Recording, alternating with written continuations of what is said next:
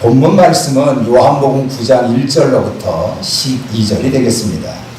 자, 우리가 1절과 2절에 보면 예수님께서 길을 갔을 때에 날 때부터 맹인된 사람을 보셨다라고 나와 있습니다. 이게 날 때부터 맹인된 사람, 고난 중에 고난입니다. 눈의 가치에 대하여 우리네 속담이 있지 않습니까? 사람의 육체의 가격을 1,000원으로 본다면 눈의 가치는 500원 정도 된다는 거예요. 그처럼 귀한 육신의 등불인 이게 눈이 보이지 않는 겁니다. 그러니까 얼마나 심한 곤란 가운데 있느냐 하는 거예요. 근데 이러한 고난 당하는 자 앞에서 제자들이 뭐라고 얘기를 합니까? 예수님, 이 사람이 맹인된 것이 누구의 죄 때문입니까? 이렇게 물었어요. 그러면서 자기가 죄를 졌기 때문에 이러한 문제가 생긴 겁니까? 아니면 그의 부모 때문에 그렇습니까? 라고 물은 거예요. 만약에 이 이야기를 부모님이 들었으면 진짜 씻을 수 없는 상처를 주는 겁니다. 그동안 이 아이를 보면서 얼마나 많은 눈물을 흘렸겠습니까? 분명히 이 사람의 부모의 마음은 숫덩이처럼 까맣게 타버렸을 텐데, 아니 제자들이 철이 없지, 애미 때문에 저 아이가 저런 거 아니냐, 이렇게 이야기하는 겁니다. 또 물었어요. 혹시 본인이 죄를 져가지고 그런 거 아닙니까? 이게 아이의 죄라면 팔자 운명 이런 타령을 하는 거예요. 그래서 네가 아무리 발바닥을 쳐도 벗어날 수 없는 이게 저주받은 운명 아니냐, 이렇게 말하는 거예요. 긍휼히 여기는 마음도 없이 그래서 열려진 입이라고 막말을 하는 겁니다. 참 철딱선이 없다, 이런 생각이 들어요. 우리는 심한 고난당하는 자 앞에서 일단 언행부터 겸손해야 합니다. 조금 성경 알고 조금 교회에 많이 나왔다고 해서 남의 고난을 쉽게 판단하면 안 됩니다. 그저 예수님이 그러셨듯이 묵묵히 그 사람을 위한 십자가를 지십시오. 그 사람 옆에 같이 있어주는 것, 이것이 그 사람에게는 큰 힘이 된다는 것입니다. 우리나라의 인구가 약 5,143만 명 정도 된답니다. 근데 보건복지부의 통계에 의하면 500만 정도가 이게 장애인에 속한다 그래요. 그런데 장애인 가운데에 후천적인 장애인이 무려 89.4%입니다. 그러니까 10명 중에 9명이 나중에 사고 때문에 장애인이 되는 겁니다. 그렇기 때문에 우리는 살아가면서요, 절대적인 하나님의 보호가 있어야 되는 겁니다. 그리고 장애 후에 대한 편견도 있으면 안 됩니다. 우리 예수님께서 제자들의 이러한 질문에 뭐라고 말씀하셨어요? 3절에 보니까 예수님이 대답하시되 이 사람이나 부모의 죄가 아니고 이것은 하나님의 일을 나타내고자 합니다 라고 말씀을 주신 겁니다. 자, 우리가 이 말씀을 보면 예수님께서는 맹인을 향하여 이 사람이라고 표현하고 있는 거예요. 제자들은요, 맹인 이렇게 이야기를 했어요. 근데 예수님은요, 이 사람을 향하여 맹인이라고 말하지 않습니다. 바로 이 사람이라고 표현하는 거예요. 그러니까 인격적으로 본 거죠. 그것만이 아니고 이것은 저주가 아니라 하나님이 하시고자 하는 일을 나타내고자 하는 것이다. 반드시 이 사람을 통하여, 이 사람의 삶을 통해서 큰 영광이 있을 것이다, 이렇게 말씀을 하신 거예요. 우리의 믿음의 공동선언 가운데 칭찬하고 격려하는 말을 아끼지 말자, 이렇게 이야기하고, 그리고 매주마다 그것을 선포하고 있지 않습니까? 격려해야 됩니다. 칭찬해야 됩니다. 아름다운 사랑의 말을 여러분들이 하셔야 한다는 거예요. 혹시 여러분들 우츠프야 카치아라고 하는 식물을 아십니까? 제가 책을 보다가 이 식물에 대한 것을 읽어봤어요. 이게 바로 아프리카 깊은 밀림에서 자라고 있는 우츠프라 카치아라고 하는 그러한 식물입니다. 근데 결벽증이 굉장히 심한 식물이라고 그래요. 그래서 누군가가 무심코 이 식물에 조금이라도 건드리게 되면 이 식물은 그날부터 시름시름 앓다가 결국 죽고 만다는 거예요. 그래서 결벽증이 강한 이러한 식물인가 보다. 그래서 누구의 접근도 허락지 않는가 보다. 이렇게 생각을 한 겁니다. 그런데 어떤 학자가 연구를 한 결과 이러한 발표를 했어요. 이 식물에 대해서 어저께 건드렸던 이 사람이 내일도 모레도 계속 건드려주면 죽지 않는다는 것을 알게 됐다는 겁니다. 한없이 결벽하다고 생각했던 이 식물은 오히려 한없이, 진짜 한없이 고독한 식물이었다는 거예요. 그래서 내가 애정을 가지고 만져주어야만 살아갈 수 있는 그러한 식물이라는 겁니다. 하나님께서는요, 우리에게 바로 이러한 우츠프라 카치아 같은 이러한 식물, 이러한 사람들을 붙여줬다는 것을 우리는 알아야 되는 거예요. 그런데 왜 제자와 같이 철없는 행동을 하느냐, 이게 문제 아닙니까? 예수 그리스도의 사랑으로 그 사람을 보듬어 줘야 되고요, 지속적으로 기도와 격려와 사랑과 그러한 배려를 아끼지 말아야 하는 것입니다. 우리 예수님 분명히 선언하셨어요. 이 사람이 죄 때문에 그런 거 아니야. 이 사람의 부모의 죄 때문에 그런 게 아니고 하나님의 영광이 이 사람을 통하여 나타날 것이다 라고 말씀하시지 않았습니까? 제자들은 문제의 원인을 남을 탓하고 과거로 돌렸어요. 그렇지만 우리 예수님께서는 미래를 향하셨고, 그리고 긍정적으로 이것을 평가하시고, 그리고 결론을 치셨다는 겁니다. 이게 사실 얼마나 중요한지 모릅니다. 제가 초등학교 시절 1학년 때 책을 받아가지고 딱 첫 번째 이게 뭔지 압니까? 바두가 바두가 이리 와, 나하고 놀자. 영수야 철수야 이리 와, 나하고 놀자. 이런 거였어요. 그리고 그때는 놀이문화가 그렇게 많지 않았잖아요. 줄넘기 하고 고무줄을 하면서 불렀던 노래 합니까? 전우의 시체를 넘고 넘어 앞으로 맨날 전우의 신체를 받고 앞으로 가자는 이런 노래를 부르며 놀았습니다. 그런데 중학교에 들어가가지고서 영어책을 다 받아가지고 보니까 그 영어책 첫 마디가 뭡니까? Thank you, thank you, I'm sorry, I'm sorry, 이런 거였어요. 이런 것들을 우리 국민들이 중학교 들어가서 배운 겁니다. 점차 우리의 언어에서 고맙습니다, 감사합니다, 미안합니다, 이러한 표현에 익숙해지기 시작을 한 겁니다. 그래서 어떤 사람은요, 이렇게 이야기를 했어요. 우리나라가 2만 달러 시대를 넘어서게 된 것은 우리 온 백성들에게 긍정적인 그러한 사고를 갖게 되었는데, 이렇게 긍정적인 의식을 갖고 왔던 그게 학교에서 본격적으로 영어 수업을 하면서 Thank you, thank you, I'm sorry, I'm sorry, 감사합니다, 죄송합니다, 진짜 고마워요, 이러한 말들을 자주 하면서 의식의 변화를 갖고 왔고, 이것이 삶의 변화를 갖고 왔다, 이렇게 이야기를 한 겁니다. 제가 그 사람의 이야기를 듣고 참 일리 있는 말이다 라고 생각을 했습니다. 여러분, 100%의 긍정적인 신앙을 가지십시오. 여러분들의 삶에 진짜 능력 있는 하나님의 역사가 나타나기를 원합니까?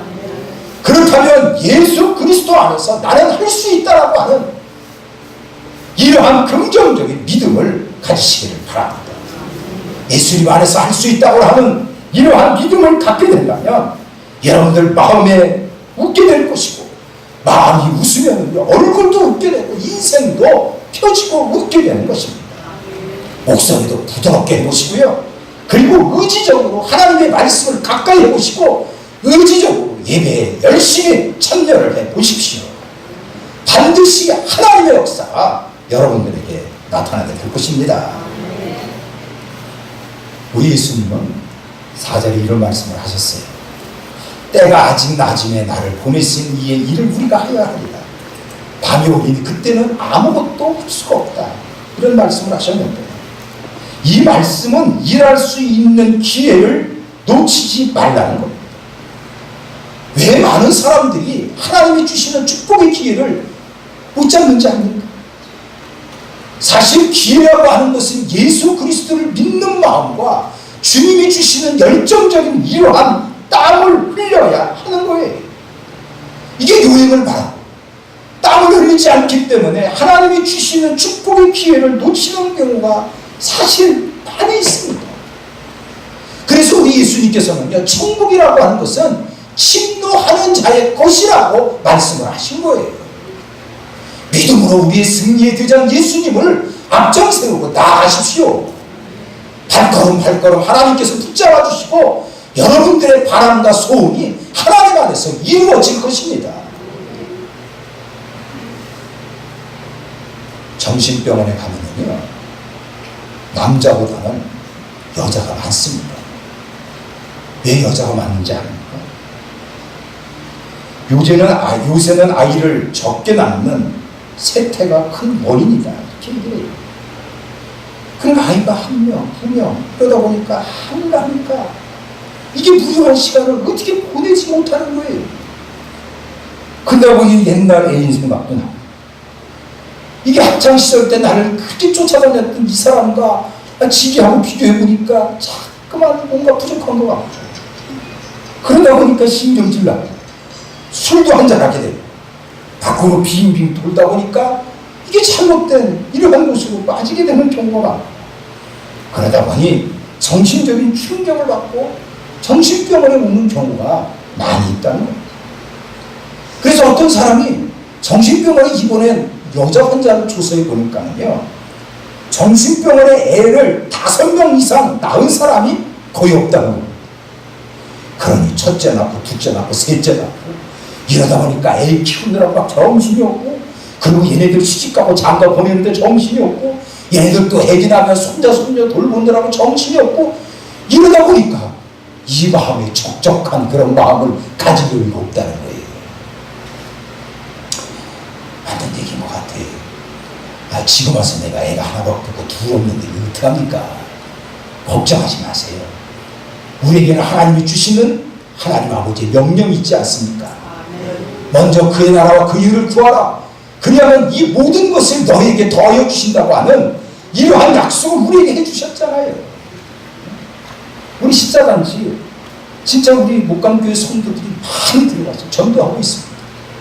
전도지도 주고 꽃송이도 주고 커피도 주고 요구르트도 주고, 그리고 믿는 사람이나 안 믿는 사람이나 이 목감교회 전도들을 잔뜩 받아가지고 이 머리에 예수 그리스도의 은혜와 그리고 목감교회에 대한 인식이 꽉 차버린 거예요.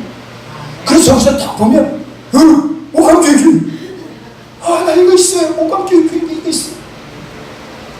그들의 마음에 예수 그리스도의 은혜가 임하게 될 것이고요, 하나님의 은총이 함께할 줄 믿습니다. 오늘도 일부 예배 때 여러분들이 오셔가지고 일부 예배 잘 드리고 지금 거기 가서도 열심히 하나님의 영광을 위하여 전도지를 보내고 전하고 있는 거예요. 오늘 이 오후 예배 끝나고 다 그쪽으로 들어가게 될 겁니다. 우리에게 주시는 찬스에 이거를 여러분들 놓치지 않기를 바랍니다. 아멘 하시죠. 6절과 7절에 보니까 이 말씀을 하시고 땅에 침을 뱉어 진흙을 이겨 그의 눈에 바르시고 이르시되 실로한 곳에 가서 씻으라. 이에 가서 씻고 밝은 눈으로 왔다 라는 말씀을 하고 있습니다. 여러분들 여기에 있는 그 실로함이라고 하는 거 많이 들어봤잖아요. 이 실로함이라고 하는 것은 역대하 32장 30절에 보면 히스기야 왕이 등장을 합니다. 그런데 아수르라고 하는 이러한 대군이 쳐들어와요. 그리고 예루살렘 성을 싹 포위를 하는 겁니다. 큰일 났어요. 이게 먹을 것도 문제지만 당장 물이 없는 거예요. 그래서 히스기야가 터널 공사를 하기 시작을 하는 겁니다. 기온샘이라고 하는 마르지 아니하는 샘부터 그리고 예루살렘 그 성 안 거기까지 안반 터널을 뚫기 시작을 하는 거예요. 엄청난 공사였습니다. 지금이야 장비가 있기 때문에 쉽게 뚫습니다만 그때는 무슨 장비가 별거 있습니까? 깨끗해봤자 그냥 나무막대기 같은 이런 연장밖에 더 있겠어요. 그걸 가지고 안반 공사를 하여 판 연못이 실로암 연못입니다. 그래서 실로암 연못은요 지금까지 마르지 아니하는 그러한 샘이라고 해요. 예수님께서는요 이 소경을 치유하면서 땅에 침을 뱉어가지고 힘을 이겨 소경의 눈에 발랐어요. 아무리 소경이지만 낌새를 알아채지 않겠습니까? 보통 사람 같으면 이렇게 얘기했겠어요. 아니 지금 뭐 하세요? 소경의 눈은 이게 눈이 아니란 말입니까? 진짜 기분 나쁘네. 아 이거 들어. 이러면서 심하게 반발할 수 있습니다. 그렇지 않아요? 그런데 여러분들 오늘 이 말씀에 보면 이 사람은 가만히 있었어요. 예수님의 손길에 자기를 다 맡긴 거 아닙니까? 이것이 오늘 설교의 중요한 내용이라는 거예요. 맡기십시오. 왜 예수님께 맡기지 못합니까? 왜 예수님께 내려놓지 못하고 있냐는 거예요. 훈련소에 가가지고서는 첫 번부터 열심히 훈련을 받다가 훈련 맨 마지막 코스가 총 쏘는 겁니다. 그래서 사선에 올라가서 총 몇 발을 쏴고 불합격하면은요 다시 또 훈련을 받아야 되는 거예요. 긴장을 합니다. 그리고 처음으로 총을 쏘는 거기 때문에 이게 사고 날지 모르니까 총 쏘기 전에 막 빽빽이를 돌리는 거예요. 정신없지만. 그리고 이제 총을 들고 총 쏘고 사선에 올라가는 거예요. 올라갈 때에 조교가 하는 말이 있습니다. 너희들이 총을 잘 쏘려면 절대로 방아쇠를 당길 때 힘을 주지 마라. 힘을 빼라. 힘을 빼라. 이런 얘기를 하는 거예요. 진짜 긴장하지 않고 방아쇠에 힘이 들어가지 않고 살짝 당기면 총구가 흔들리지 않아서 정확하게 목표점에 이 탄알이 들어가는 거예요. 그렇습니다. 내가 힘 주면 안 돼요. 내 고집, 내 아집을 부리면 안 되는 것입니다. 예수님께 다 맡기세요. 살기신 분 아닙니까? 나를 위하여 십자가에 달려 돌아가신 그런 예수님 아닙니까? 예수님께 무조건 순종을 하세요. 이 사람의 약점은 눈이었습니다. 그것은 감추고 싶은 수치였습니다. 근데 우리 예수님은 거기다 시력을 잔뜩 발라가지고 그리고 네가 스스로 실로 한 번까지 가라고 말씀을 하신 거예요. 진짜 감당하기 어려운 명령 아닙니까? 그래도 순종했어요. 순종을 했더니 이 사람에게 새 하늘과 새 땅이 열렸고요. 그러면서 새 시대가 열렸고 새 인생이 열린 것입니다. 하나님의 말씀에 순종하여 나가면 여러분들은 반드시 주의 이름으로 승리하게 될 것입니다. 저는 오늘 이 말씀을 보면서 두 가지 것을 내 마음에 새겨두고 삶에 실천해야 되겠다 이렇게 생각을 했어요. 첫 번째가 뭐냐면 반드시 예수님을 만나야 합니다. 여러분들 진실로 심한 고통 가운데 있습니까? 절망 가운데 있습니다. 질병의 절망, 외로움의 절망, 가난의 절망, 심지어는 죽음의 절망을 안고 있나요? 탈출할 수 있는 길은 예수님을 만나야 하는 것입니다. 이 사람은요 진짜 소경에서 고침받으려고 별로 수단 모든 통을 다 했을 거예요. 근데 그것은 아니었어요. 예수님을 만났기 때문에 이 사람에게는 영광을 얻게 된 것입니다. 예수님을 만나셔야 돼요. 주는 그리스도시여 살아계신 하나님의 아들입니다 라고 하면 이러한 신실하고 위대한 신앙 고백이 여러분들에게 있어지기를 바랍니다. 또 하나는 무엇인지 아닙니까? 온유한 마음을 품으셔야 합니다. 장애가 있는 대부분의 사람들은 열등감 때문에, 그리고 삶이 힘들다 보니까 이게 성질이 녹아났습니다. 거칠어요. 그리고 아무것도 안 하는 일에 버럭 신경질을 내는 경우가 많이 있습니다. 본문에 나오는 이 사람도 구걸하는 인생으로 살아갔어요. 참으로 힘들게 살아갔던 사람입니다. 충분히 까칠한 성격이 있는 사람이에요. 그러나 예수님의 행동에 결코 대들지 않았어요.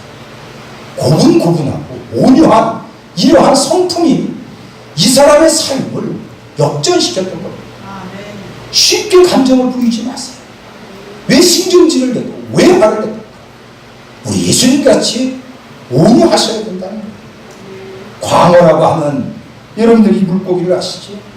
몸체가 넓어서 광어라고 하지만 눈을 보면 한쪽으로 치우쳐 있기 때문에 어떤 사람은 광어를 편견이 심한 물고기라고 표현을 했습니다. 한쪽 것만 보려고 하는 광어족에서 탈피하셔야 돼요. 안 되는 거, 골치 아픈 거, 답답한 것만 보시고 마음에 자꾸만 담아두지 마시고 하나님의 위대한 손길을 보십시오. 우리 예수 그리스도께서 나를 위하여 준비한 그 찬란한 하나님의 역사를 여러분들 바라보시기를 바랍니다. 생각건대 현재의 고난은 장차 우리에게 나타날 영광과 좋게 비교할 수 없다, 이렇게 말씀을 하셨잖아요. 내일의 찬란한 영광이 여러분들에게 분명히 있을 것입니다. 오늘 본문에 나오는 이 사람같이 희망찬 일들이 여러분들에게 주의 이름으로 임하기를 바랍니다. 찬란한 역사, 신바람 나는 주님의 능력이 사랑하는 성도 여러분들에게 있기를 예수님 이름으로 축원합니다.